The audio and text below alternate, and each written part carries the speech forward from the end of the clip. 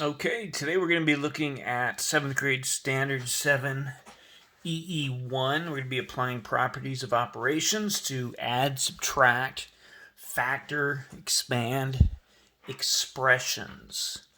Okay, so what's an expression? Well, we'll look at it. We'll talk about it. Okay? I'd like for you to focus on sorting things out first. You know, let's say we're gonna make some fancy pasta or something, and this is these are the parts or pieces, and this is a mess, right? We have a bunch of different. Well, we have a few different pastas. They all seem to be about the same color. They're probably made of the same stuff, so we can call it all pasta. How would you organize these? How would you put these together? How can you, I guess that's the word is organize it. Make it less of a jumbled mess. Okay, so we can, by shape, jeez. These have all the same shape, so does this one. Which of these? Okay, so we can organize those. And then looking at this, these are similar. Okay. All right, fine. That's fine. So, would you say that these are organized? The pasta is organized. We have all of these together.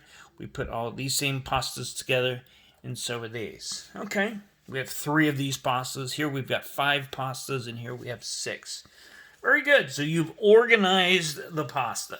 You took it and you put together the ones that are of the same type. Very good. So along that same line, I guess I would ask you then, let's say we've got a bunch of writing utensils, right? You can put them together and organize them, I guess. Let's say we have these pens. How would you organize these pens? I mean, we call them pens. They're all the same. They have the same barrel. They all say Sharpie. So, I mean, obviously, how would you organize these? Yeah, I agree. Very good. So let's put, well, let's see. We'll put the orange caps together. Got an orange cap here. And then over here, I've got 2 red ones together. Oh, I got a brown one together. And then over there we go. So we have organized the pens. Does that bother you? That's pointing in the wrong direction. There we go. So we have all the pens. We know these are pens. They all are pens. We have them organized by color. And we have taken the pen collection and we have, well, I don't know if I can say simplified it, but we have organized it. We've put it in order. So we can easily find something if we need it, right? If I said blue, you wouldn't find it immediately. Brown, oh, there we go. Very good. So now I guess I would ask you to start to take a look at some other types of symbols that you are familiar with. Here, let's say we've got these. These are called terms. Okay, and I'm going to rotate them so you can see them, but these are called terms. How would you organize this group?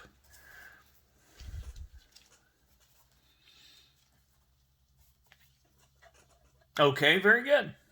Very good. So I'm going to go ahead and do that then. I'm going to put, let's see, I got an M here. That doesn't go. I've got a 9M here. I've got a negative 5M here. Are those all exactly the same? Yes, they are.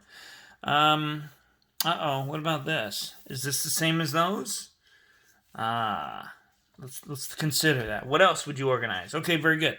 You're gonna put your X's together. Gonna put the Y's together. This, oh yeah, it'll go over here. Very good. So guess what, folks? Good. Guess what? We have it organized. We have taken all of these terms and we've organized them by type. Okay? We call these, what do you call these? Look at that. It's very organized now. You can easily count them. You can easily put them together if you needed to. If I told you y equals 2, you could suddenly plug that in. Very good. These are all called terms, and these are called like terms. Like terms. Like terms. Very good. So why do you think we call those like terms? What makes them like terms? What is a like term? Very good. Let's take a look at that then. So for like terms here, okay, I'm going to make a quick little chart. You got it. So 7m and 9m and negative 5m are all like terms. What else? We had a 6y, we had a 2y, and we had y. Those are all called like terms. We had 4x, we had 8x, 3x, and just x. Those are called like terms. Okay? Things that are not like terms would be, as you pointed out, this. Why is this different? This is not a like term with that because it's not exactly the same. Okay? So these are considered within themselves like terms. Things that are not like terms would be like 7m and m squared. Those are not like terms.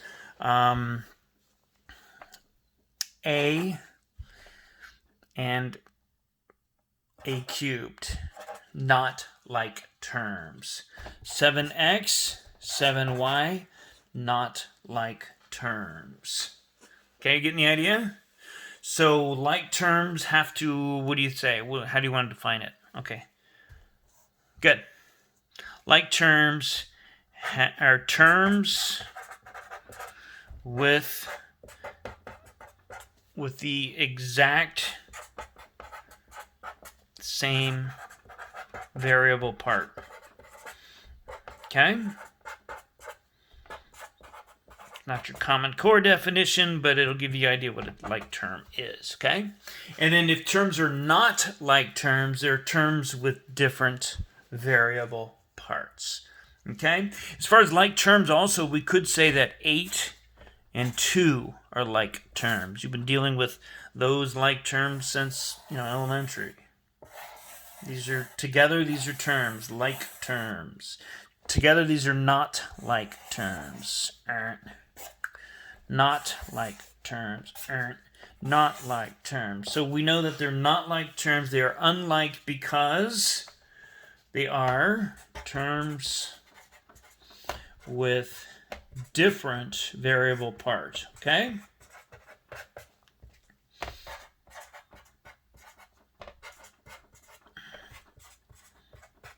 All right. So that's the difference between those. Very good. I just want to point out a couple other things real quick to you. Okay? That these are all called terms. Okay? That the number part is called the coefficient. It's kind of like copilot. Coefficient. It's kind of like the copilot. Okay? And this part, the part that trails it, is usually, and it doesn't always, but if it does have one, it's the variable part. Okay? So for us to say that terms must be like terms, if they have the same variable parts, then that's what allows us to say these two terms are like terms. If they're like terms, like we saw us with the pasta and the pens, we can put them together. And in fact, we can even put them together closer. We can make them become one. We can add them together. So if this is 3x and this is just an x, we can, put a 1 in front of it. And you bet, we can combine these to call this 4x. And that's why they need to, like terms, need to have the exact same variable part in order for you to simplify them. Okay? So very good. Whereas if we had, let's say we had this, we had 7m, and we had 1m squared, these are not like terms. So if I were to ask you to simplify those, there's really nothing else you could do. You might put them in an expression or something, but that's it. Okay? So my goal with you for the next few minutes is to practice taking an expression like this and simplifying it.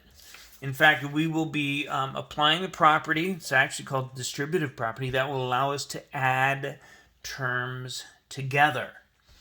And we might end up subtracting also, depending on the sign, like this. 9m plus negative 5m. If you put these together, you would end up with 4m because we've subtracted because of the sign. Okay? Now, later in the week, we'll be looking at factoring and expanding by using distributive property. Okay? So that's the goal today. I think you'll do a great job. Let's continue. Let's take a look at this. Good. Let's go ahead and combine like terms. What I like to do is somehow signify or symbolize or organize them. I like to maybe put a circle around the ones that all have the same variable parts. These do not have the same variable parts, so guess what? And there's no variable, there's no coefficient here. And since this means 6 times k squared, you guys saw that, then this has to be something times k squared. So we'll put a 1 here. It has to be a 1. If there's no coefficient in front of the variable, you have to treat it like a 1. Because it's like saying 1 times k squared. If this were a 0, what's 0 times anything? Well, this would equal, 0 times anything would just be 0, so that wouldn't make sense. So let's go ahead and combine these. 6k squared plus 1k squared. 6 plus 1 is 7. 7, k squared. I've combined those. Now these are not like terms with that, so guess what? I can just add them, combine them, put them in the expression, and I am simplified. Okay? Typically, what you would end up doing is putting these in order. Usually, you put the highest variable first, and you also put them in alphabetical order. That's usually how it goes. And if you have a number by itself, it usually goes last. That's the order of things. Okay? Very good. Do another one. Let's go ahead and combine these terms so we can simplify it. Okay. We have how many terms?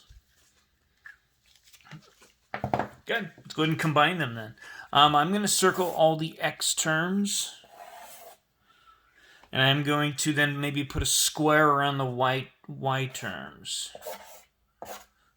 This has a subtraction sign in front of it. You can treat it two ways. You can look at it and go, oh, that's a negative 5. Or you can do a rewrite and go, oh, that's a negative 5. Doesn't matter. Sometimes I'll rewrite it. Sometimes I just leave it alone. It's a negative. Okay?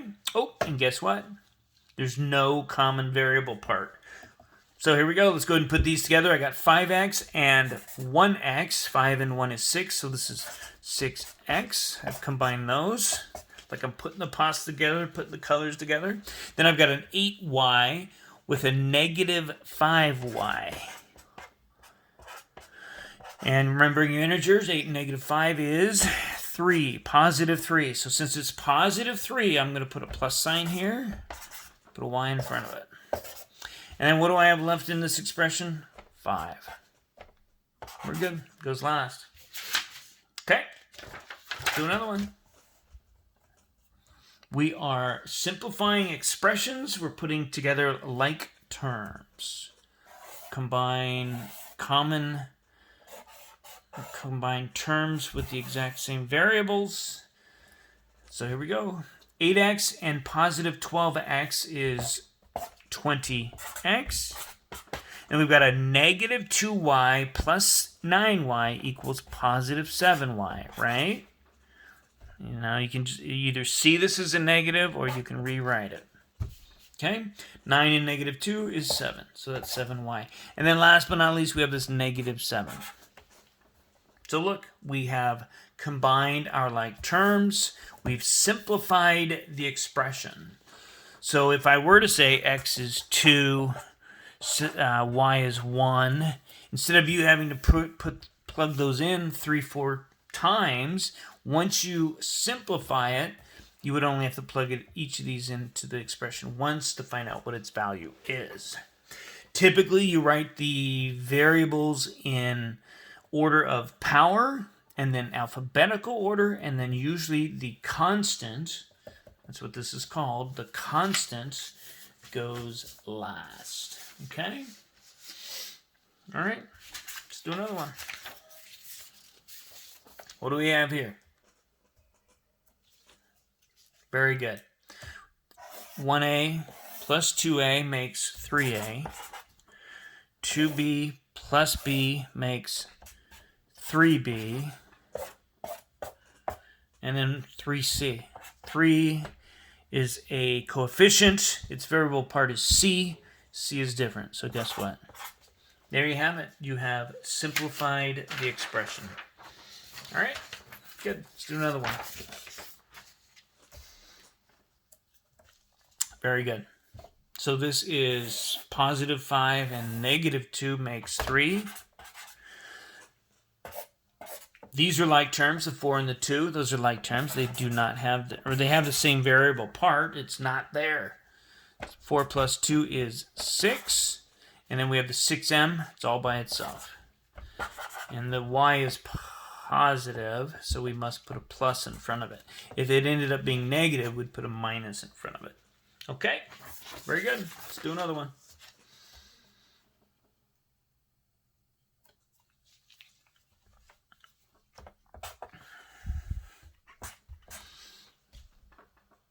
Very good. These are like terms. So 7 and 5 is 12. This is 12x cubed. We have 3y, which is positive, plus 2y is 5y. And then we have a negative 4x squared. So that goes off by itself. If we were to put this in the best order, we would go by exponent. This is a 3, then that's a 2. Put the negative in front of it.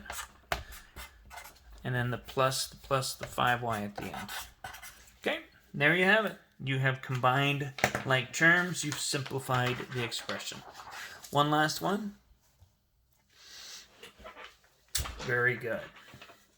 So let's just do a recap here real quick. These are all called terms. We have 1, 2, 3, 4, 5. We have 5 terms, right? And they are the things that are wrapped around the adding and the subtracting sign. Okay, those are all terms. Within each term, we have a couple parts. You've got the coefficient. You're going to see that on the homework. You're going to see coefficients. And then most of these also have a variable term. It is those variable parts that we look at and consider to see whether they are like terms or not. Okay? This is a term. Okay? This, the number by itself, has a special name, and I want you to be able to refer to it when we talk about it. But this, all by itself, it's a number, and it's called a constant. Okay? Constant. And a constant is just a term with no variable. It's just a number. Okay? Number by itself. It never changes. This, if I make m 0, this becomes 0. If I make m 1, this becomes 2. If I make m 2, this becomes 4, because it's multiplication. This, it'll never change. It's always 7. Okay, very good. So what did you do today? You took an expression like this, a math sentence without an equal sign, and you are now going to be putting them together and combining them to simplify. Negative 2 plus 1 is negative 1. And then this is a constant. And there you have it. You've taken an expression and you have simplified it.